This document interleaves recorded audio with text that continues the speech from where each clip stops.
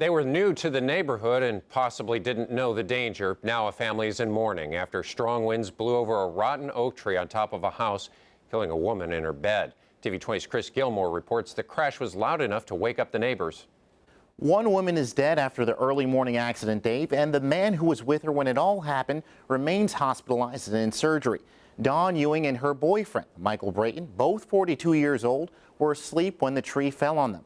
A neighbor who knows the family says this is not the first time a tree has fallen in this neighborhood. Last night I heard something sound like thunder.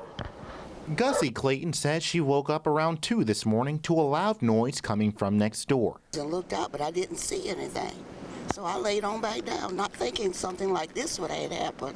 What she didn't see was a 60-foot tall oak tree that had fallen across a trailer and into a master bedroom, right on top of a sleeping couple. When Clayton found out what happened to her neighbors in the middle of the night, she was lost for words. I'm sorry. So much death around there, you just don't know. The chances that the tree would not only fall on a home, but also take the lives of one of the inhabitants are pretty slim, according to law enforcement. Yeah, definitely a freak accident. You know, we respond to trees down. Most usually they're across a roadway or something. That's typically where we see it. Or they've struck a house and not injured someone.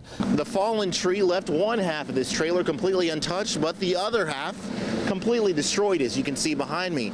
And it happened to be that half that held the sleeping couple. Clayton says she's noticed rotten trees in the area before, but also mentioned that her neighbors had just moved in about a month ago.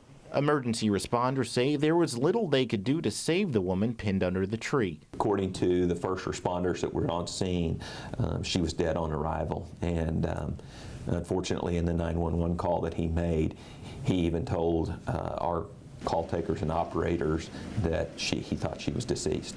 Clayton says events like these are enough to convince anyone to properly maintain their property. The trees was close like that and they was leaning over, they would have to come down. 3 children, ages 5, 9, and 12, were inside the home at the time of the accident, but none of them were hurt.